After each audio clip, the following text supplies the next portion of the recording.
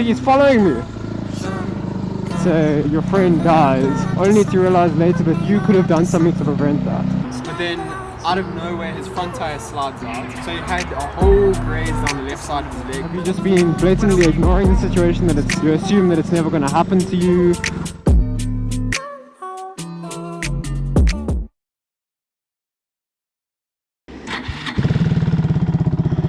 This is another little motovlog thingy thing, and the objectives of today, I'm going to go to BMW Umhlanga because I want to see if they have that new M1000RR. Also, I just want to talk a bit about, so they basically have an event where it's almost emergency response. So let's say a crash happens, what can a civilian like us do to help with that case? Oh, what happened there?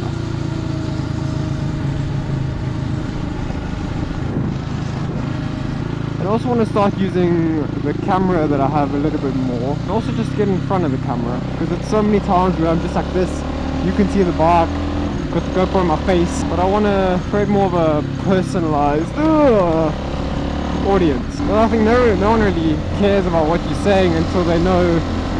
They want to have a conversation almost, they want it to feel like a conversation with you, and the only way to do that is to make it personable by showing your face, that I'm not actually just some robot or some phony. Oh, we got an arrow, but I don't think we're gonna make it. There we go.